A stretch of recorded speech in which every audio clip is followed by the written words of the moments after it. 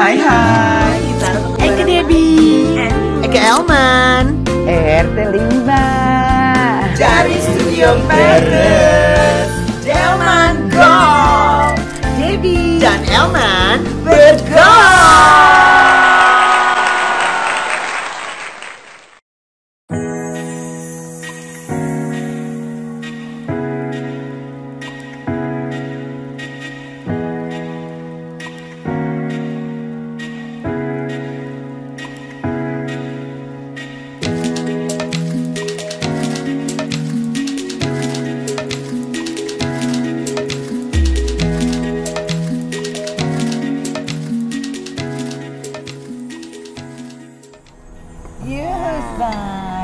Jadi sekarang kita lagi mawar Makassar Shanghai. Mau makan siang. Ya. Enak nih. Eka sama Ayah sama tuh ya makanannya Apa tuh? peri chicken, Dirty rice. Kita apa nih? Kalau kita ini namanya pasta rigatoni al pomodoro. Kamu emang Sesuai dengan karakternya. Iya. Ini cocok berdua. Ayo cobain, ayo. Coba ya, kita cobain ya. Ambil. Jangan lupa mampir-mampir ke Stol Cafe di SCBD. Iya. Yuk, kita makan. Enak banget ya rasanya. Iya. Nggak salah pilihan kita, Bi. Iya. Ini Nas. Jeruk tadi. Makan. Endol ya. Banget. Apa istilahnya? Endang gurih-gurih dangdang tuh takar baling-baling.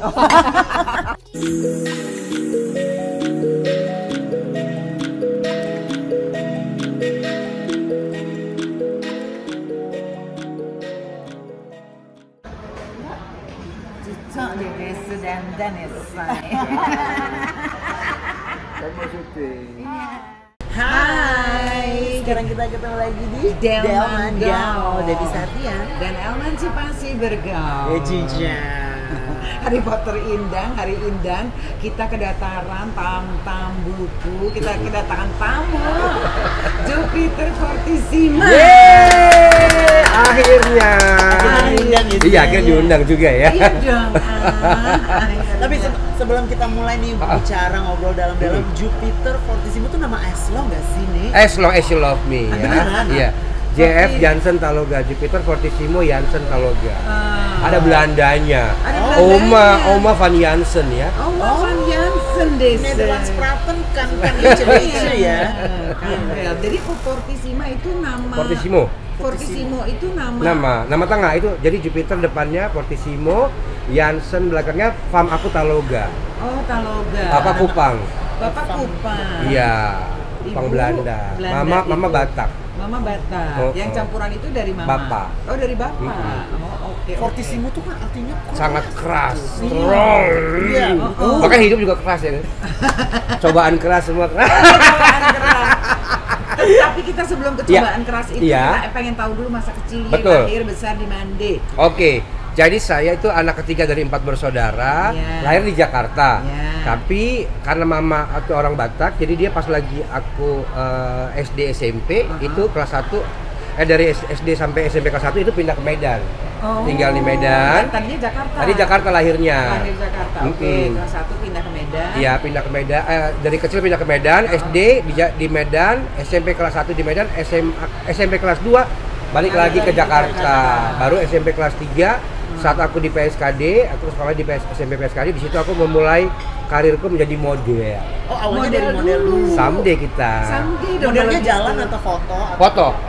Cover boy Aneka tahun 97. Cucu, tahun 97. Sama Ivan Gunawan. Aku juga Aneka 1 Aneka 1.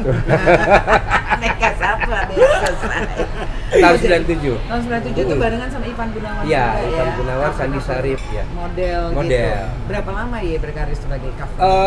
Jadi itu awalnya, terus abis itu terus sih jadi model, ya foto, catwalk, iklan. Nah, tapi tahun 98 aku langsung casting di Multivision. Iya. Dengan Parang Punjabi. Iya, rumah kita dahulu ya kan. Di situ pertama kali jadi peran pembantu dulu di Tersanjung 6. Habis gitu jadi anaknya Desi Ratnasari sama Jeremy Thomas tahun 98 di sinetron Takdir. Oke, Coba panjang-panjang tuh ya. Iya, coba 2 episode ternyata oke sama saudaranya. Lanjut baru di eksklusif sama Multivision, meledaklah sinetron aku ABG. ABG. Iya, Ebeges itu. Tapi dia pakai namanya Jupiter Fortissimo, udah dari awal. Soalnya namanya tuh sangatlah gampang diingat. Betul. Gitu ya, Jupiter Fortissimo. Orang manggil aku dulu sebelum almarhum Julia Perez ada, Iya, Jupe. Iya. Oh Dia iya. sempat dipanggil Jupe. Memang aku Jupe, terus habis gitu aku mundur dari dunia entertainment berapa lama, aku sekolah Alkitab, terus habis gitu si Jupe baru naik. Nama dia kan kalau dia kan singkatan Julia Perez, Iya. jadi Jupe. Kalau Iya. aku memang dari Jupiter, Jupi, akhirnya Jupe. Gitu ceritanya. Oke. Jadi begitulah karirnya Ya. mulai di sinetron. Sinetron. Terus kemudian ada apakah gerangan saya sampai ia akhirnya sempat menghilang? Nah ini sekolah coba Alkitab tadi ya. Iya. Tadi sempat sekolah Alkitab Tahun berapa 2007 sampai Dia mundur 2009. juga tuh? Iya. Mundur juga dari Mundur dunia? dari Vakum lah ya, iya, vakum sempat vakum dan itu sekolah Alkitab, terus aku melayani, terus habis itu nah harusnya kan jaga hidup ya. Iya dong. Kekudusan saya. Kekudusan. Udah sekolah Alkitab. Sekolah Alkitab. Nah, aku ada yang aku langgar gitu dari komitmenku pribadi. Jadi akhirnya buka celah dalam arti nggak jaga hidup, terus mulai bisnis lagi, tapi Di entertainment. ya nggak dulu sempat buka kafe juga di Kemang, terus habis gitu mulai lagi nih ada acara-acara gue ikut lagi ke klub-klub, terus habis gitu karena memang kerjaannya malam, terus habis ngerum dan segala macam. Nah disitulah mulai kesentuh lagi tuh barang itu, akhirnya gue pakai sabu tahun 2016 aku ketangkep. Maksudnya kesentuh barang itu lagi berarti sebelumnya dia udah pernah. Kalau sabu belum pernah, tapi zaman tahun 2000 waktu aku naik daun pintu itu. Iya. Orang pada ini, dan akhirnya dulu yang namanya dugem itu biasa, ekstasi. Oke. Nah, tapi karena aku udah komit untuk berhenti, terus abis itu aku sentuh lagi, lebih parah. Aku akhirnya pakai sabu dan segala macem, dan kecium sama kepolisian, dan akhirnya aku ketangkap tahun 2016. Itu sampai kapan kok itu ditangkap? 2016 yang pertama aku 2 kali S2 ya. Yang 2016 pertama- sampai 2018, 2 tahun 2 bulan. Yang pertama itu. Iya. 2016 sampai 2018. Terus dapat kena lagi 6 bulan kemudian aku baru di luar 6 bulan tangkap lagi karena aku pakai lagi. Itu tahun 2019 Februari Februari 2019. sampai November kemarin tahun 2023. Baru keluar tuh. Iya. Jadi aku baru 1 tahun bebas, menghirup udara bebas dari proses hampir 7 tahun aku jalani. Di dalam kepolisian itu ada nggak sih kayak rehabilitasi gitu yang Iya. yang mesti diajarin kayak jangan pakai. Ada program rehabnya ada. Setiap lapas ada, rutan ada, tapi semua kembali kepada masing-masing. Ya, masing-masing. Lo ada 2 pilihan, lo mau jadi bagus, mau jadi enggak, itu pilihan kita. Ada aja yang namanya kita kan hitungannya kalau udah masuk di dalam itu ya makin pinter ya. Karena kita ketemu dengan orang-orang yang beragam di situ, kasusnya beda, ada yang kriminal, ada yang ini. Jadi the choice is yours, pilihan hidup lu adalah lu. Nah, yang kedua ini karena aku yang pertama udah nggak berhasil terus ketangkap lagi. Yang kedua ini BB-nya makin dikit tapi hukumannya lebih tinggi. Tuntutan aku 10 tahun, putus 7 tahun, dan itu aku udah banding, udah kasasi, nggak dapat juga, tetap di 7 tahun. Kena remisi, akhirnya aku cuma jalanin 4 tahun 9 bulan.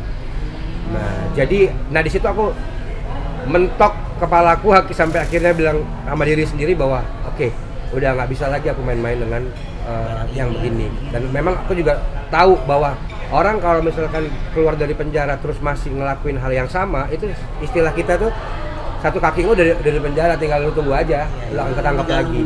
Iya, lu akan ketangkap lagi, apalagi buat kita yang residivis gitu. Nah, jadi yang kedua ini aku sudah ampun sama diriku sendiri, ampun juga sama semua proses hukum. Itu ribetnya minta ampun. Kalau memang belum pernah berhubungan sama hukum, jangan deh, karena kita ngelawannya negara. Kalau kita kan kalau misalkan narkoba itu kan penuntut umumnya bukan dari pihak yang dirugikan, tapi memang negara, jaksa penuntut umum itu, karena kita ngelanggar peraturan negara. Nah sekarang waktu yang pertama kali itu kan 2016 ya. apa? Menurut kamu faktor apa yang membuat kamu akhirnya jadi terjerumus?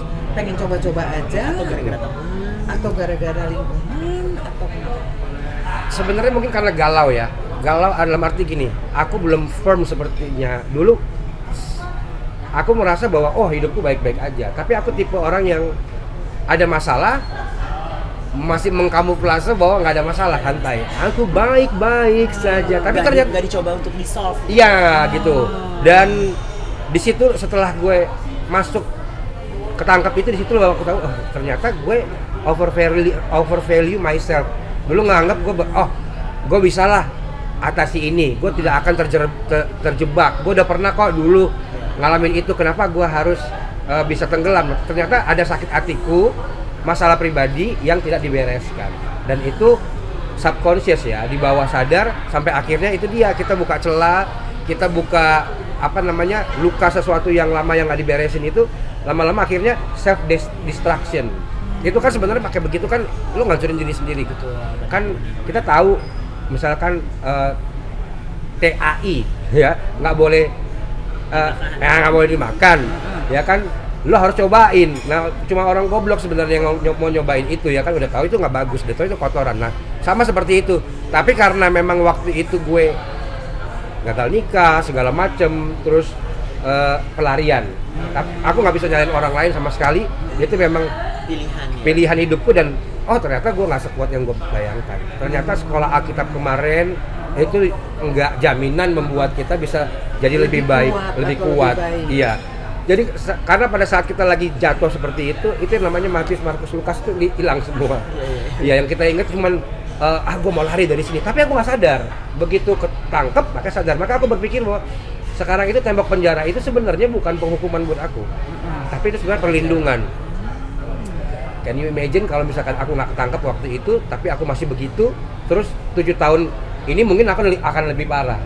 Nah, dengan aku ditangkap seperti itu, Tuhan bisa pakai cara apapun juga untuk membuat aku, sadar.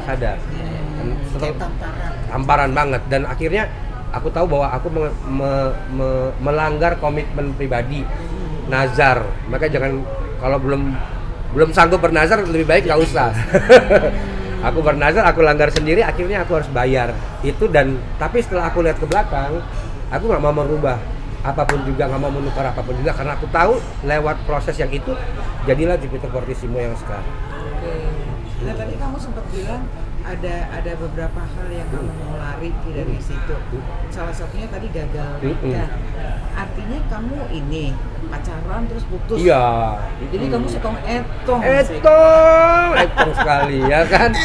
Etong banget gitu. Sekong hetong ya kan. Ya udah punya mimpi ya kan, terus ekspektasi gitu loh. Tapi ternyata mungkin dia nggak salah, yang salah saya. Yang salah aku pasti akan menyalahkan diriku sendiri. Aku salah, mungkin belum mengerti bagaimana caranya untuk memperlakukan wanita ini yang dia mau seperti apa.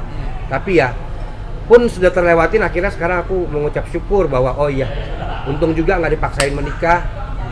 Kalau menikah terus gue masuk juga ya kan, kasihan dianya. Jadi ya aku melihat ke belakang, nggak ada yang pengen aku rubah, cuman aku belajar dari pengalamanku yang pahit ini bahwa setinggi apa bangunan, ya dalam itu juga fondasi harus digali, harus ditanam. Dan pada saat pembangunan fondasi pasti nggak akan ada yang datang, nggak akan ada yang mau nongkrong di situ. Pas udah jadi nanti baru ada orang. Wah bagus ya. Dia nggak tahu tuh pas lagi fondasinya itu lagi berdarah-darah. Lagi berprosesnya gitu ya. Betul. Tapi orang tua masih ada semua.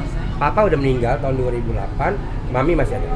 Mama masih ada. Di sekarang masih ada. Jakarta. Di Jakarta. Jadi tinggal bareng Mami? Enggak, aku tinggal di Jakarta Timur karena memang kerjanya di situ. Jadi begitu ya, yang 2 tahun oke lah ya, lewatin itu masih pendek ya, tapi begitu yang kedua kali kan 7 tahun ya, tapi lewat remisi 4 tahun. 49. Hah? 49. 4 tahun 9 bulan. 4 tahun 9 bulan boleh keluar. Iya. Yang kedua kali lebih hancur atau gimana? Kalau yang pertama kan mungkin pengalaman pertama. Iya. Yang pertama itu masih nggak bisa terima. Oh, nggak bisa terima? Iya, yang pertama itu malah lebih menghancurkan diri di dalam. Jadi menganggap bahwa oh kenapa gue yang ketangkep, kenapa nggak teman gue yang lebih ini, kenapa kan dia yang ini, masih menyalahkan masih menyalahkan orang lain, masih belum bisa terima, belum bisa terima. Makanya pas lagi bebas, udah 2 tahun 2 bulan bebas, nggak kuat tuh fondasinya, baru berapa minggu, 2 minggu, mau sebulan itu udah tergoda lagi, sampai akhirnya tangkep lagi. Nah di situ yang kedua inilah baru aku udah jodot-jodotin kepala di kanit sampai hampir mau bunuh diri. Bunuh diri artinya bukan gini ya, bukan mau bunuh diri ya, maksudnya berdoa sama Tuhan, cabut aja deh kalau misalkan aku memang hidup ini cuman buat gini aja. Iya, di penjara, bikin malu, udah pelayanan, udah segala macam. Lihat mamiku pingsan juga gitu. Yang kedua kali karena memang aku aku anak kesayangan dia lah. Dia selalu bilang sama orang-orang anak kesukaan dan segala macam. Kok malah anak yang begini nih yang jadi beban buat dia gitu loh. Karena aku tahu sebenarnya orang yang ditangkap itu yang sakit itu bukan dia doang, tapi keluarganya menanggung. Sampai nyokap itu dikejar-kejar wartawan, akhirnya aku suruh pindah tempat gitu loh. Jadi yang kedua itu seperti yang menyesali diri sampai seperti itu, dan aku minta tanda sama Tuhan, kalau memang aku masih ada gunanya ya kasih aku kekuatan untuk ngejalanin ini. Tapi kalau tidak ya udahlah, aku mau selesai di sini aja. Ternyata sampai hari ini aku masih kuat. Apa yang kamu lakukan? Ya, apa yang membuat kuat? Yang membuat aku kuat adalah orang bisa ngelakuin kesalahan, tapi aku sebenarnya pengen ngebuktiin juga sama diriku sendiri, sama keluargaku, bahwa kemarin itu aku sok menjadi pemilik hidup ini, padahal kan kita ada Tuhan yang ciptain kita dan yang sudah kasih rencana yang indah. Nah, waktu itu pada yang kedua kali ini aku dapat pesan dari Bapak rohaniku, pendetaku. Dia bilang begini, this is your last chance. Kalau kamu mau tobat, ya lakukan sekarang. We never know, kita nggak akan pernah tahu. Nah dari situ aku bilang oke, Dad, aku terima, aku panggil Daddy, aku terima pernyataan Tuhan lewat Daddy bahwa aku mau berubah. Akhirnya aku berubah dan ternyata bisa, walaupun sakitnya minta ampun. 4 tahun 9 bulan yang lo lihat cuma tembok sama jeruji. Dan aku termasuk tahanan paling lama di Polda, 3 tahun 7 bulan. Polda Metro Jaya. Harusnya Polda itu 4 bulan harus digeser, tapi nggak tahu kenapa aku tetap di situ, dan dengan lingkungan yang kecil seperti itu justru malah aku terjaga. Ya, langsung polisi yang nanganin dan segala macam, dan ternyata itulah bentuk kasih sayangnya Tuhan bahwa aku masih dikasih kesempatan. Jadi memang aku tahu bahwa aku harus ngelewatin semua ini supaya paling tidak aku bisa jadi contoh lah buat orang lain, bahwa nggak perlu pakai kayak begitu, nggak perlu ngelawan hukum. Pokoknya di negara kita kalau lo mau begitu jangan di negara ini melarang itu, udah ada hukum. Jadi kalau lo melanggar hukum itu sebenarnya no matter what, lo anak siapa dan segala macam, harus lewatin proses itu. Dan itu yang membuat aku hari ini mengucap syukur bahwa selama ini gue tidak mensyukuri yang Tuhan kasih. Iya, banyak orang yang pengen jadi aktor seperti gue dulu. Banyak orang yang berdarah-darah mau ngelakuin apapun untuk ada di posisi itu, sementara aku menyia-nyiakannya. Dan sekarang ya harus mulai lagi dari nol, harus lagi bisnis lagi, jual-jual baju dan segala macem. Sampai kadang-kadang aku bilang gini, ya ampun Tuhan, dulu gue enak banget ternyata ya. Sebenarnya kehidupanku dulu tuh udah enak banget. Tuhan tuh udah baik banget, tapi akhirnya di sini aku belajar kekerasan hidup dan untuk menghargai uang sama kesempatan yang datang. Jadi aku sudah nggak punya keinginan yang muluk-muluk lagi, cuman jalanin hidup ini dengan bersyukur aja. Terus mengatasi kejenuhan dan kebosanan kamu, tadi kamu bilang kan sel dan jeruji gitu, apa yang kamu lakukan? Kan tiap hari cuma begitu doang. Iya. Kamu lakukan olahraga atau? Iya, karena pas lagi di dalam itu pas lagi covid ya juga. Oh iya. Ya kan 2019 aku masuk, 2020 Covid. Iya. Dan emang Covid nggak lewat penjara tapi. Nggak lewat penjara. Jadi nggak ada yang kena, alhamdulillahnya. Ya puji Tuhannya nggak ada yang kena. Aku juga selamat. Kalaupun ada yang kena gejala-gejala langsung disingkirin. Nah tapi apa yang dilakuin ya nggak ada, bengong aja main kartu. akhirnya aku baca buku lagi, aku baca Bible lagi, udah nggak ada lagi kesempatan kegiatan lain, olahraga, ya paling cuma berapa menit olahraga ke bawah, ya itu aja, main kartu, main gaple. Tidurnya tertib, bangunnya pagi, Iya. apa gimana? Ya sama, jadi kayak kamu di rumah susun tapi nggak bisa keluar dari situ. Nggak bisa keluar dari situ, jadi Jam tidurnya sama. ya kamu mau gadang juga boleh, tapi mau bangun pagi, mau nggak tidur juga nggak apa-apa, tapi ya Akhirnya punya jadwal sendiri. iya, akhirnya ya di situ. Nah, tapi kalau udah pindah ke lapas itu ada kegiatan ya, ada jadwal. Aku akhirnya pilih ke gereja. Pelayanan di gereja, aktivis di gereja. Ada yang ke masjid, ada yang main bola, ada yang ini. Jadi memang pada saat di Polda yang 3 tahun 7 bulan itulah isolasiku yang membuat aku mengerti bahwa aku nggak bisa hidup tanpa lingkungan. Nah begitu keluar kamu udah ada kaget. Wah, kayak orang kampung.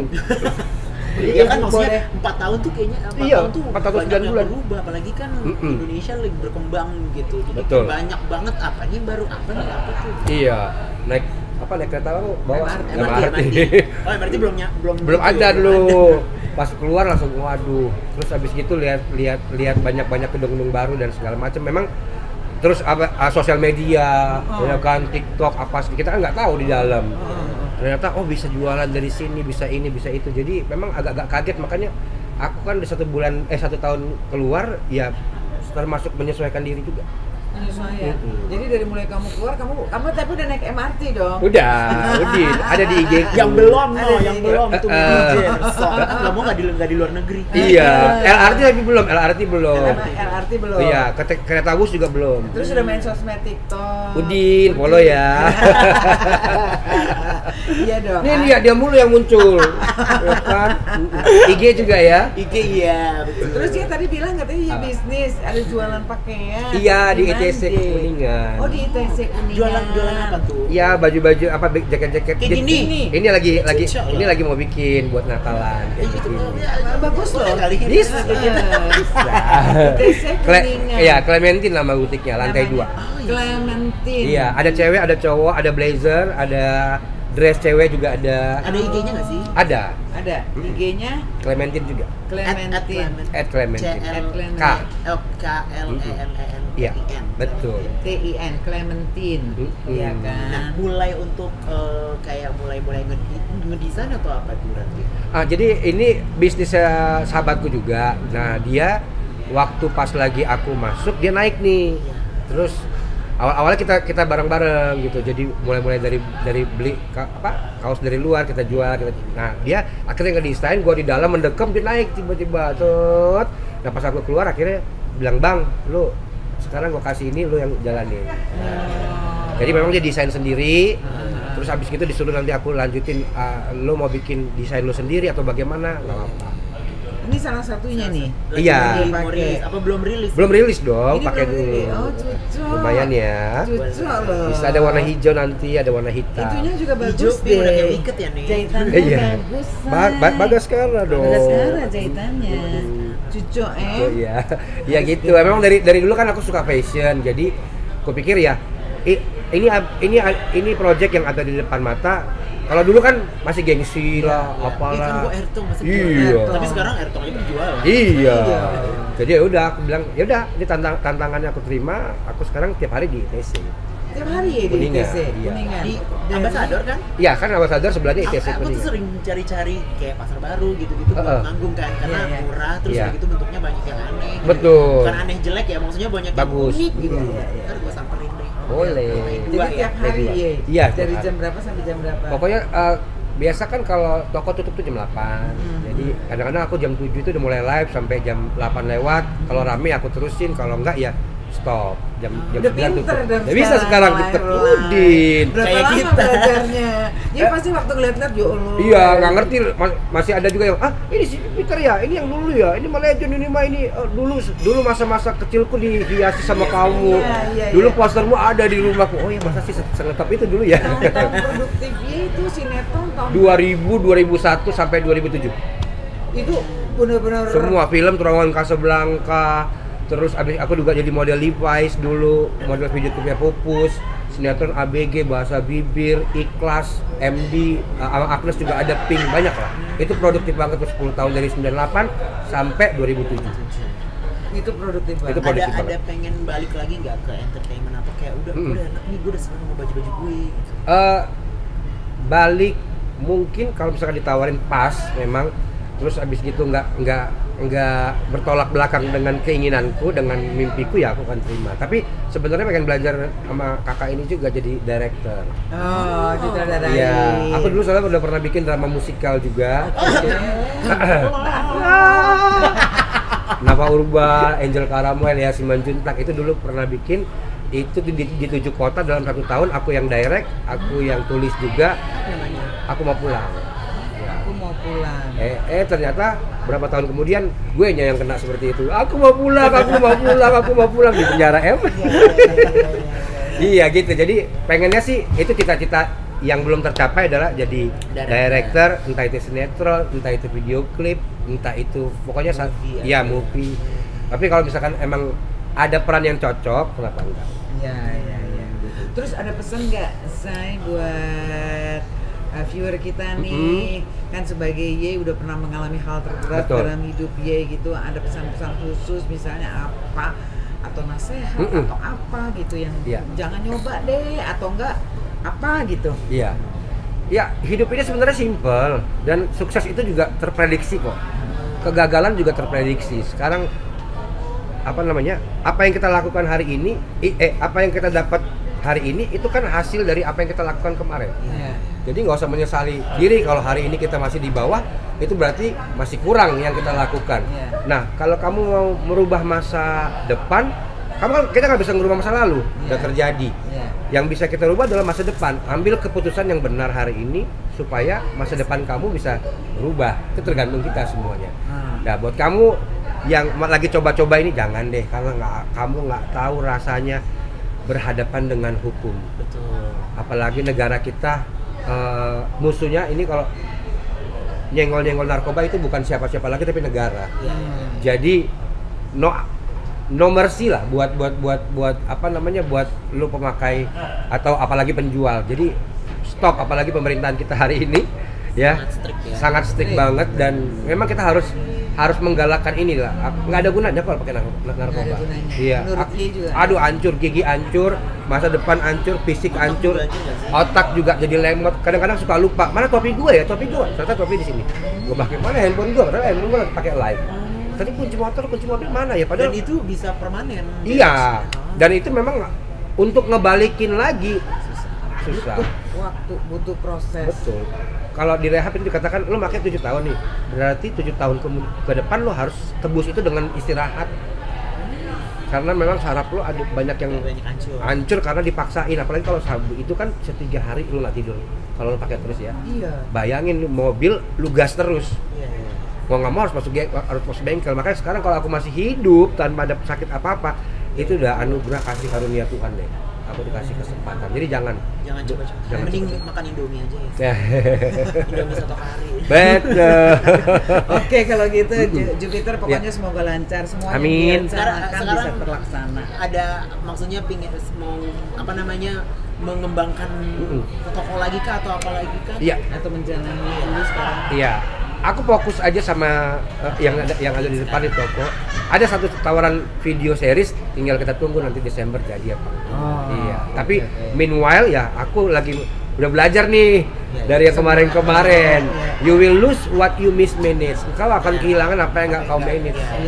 Jadi aku lagi mau belajar untuk fokus supaya butik aku ini ya udah mau sebulan jalan ini lumayan ada banyak yang pesan, tapi aku mau kembangin lagi sampai ini jadi berjalan sendiri tanpa aku ada di situ atau tanpa aku nggak ada di situ pun bisa berjalan. Tapi kalau sekarang memang harus butuh perhatian berbulan-bulan ini harus fondasi. Semoga lancar, semoga sukses butiknya dan kita pokoknya tunggu endorse-nya berdua. Iya.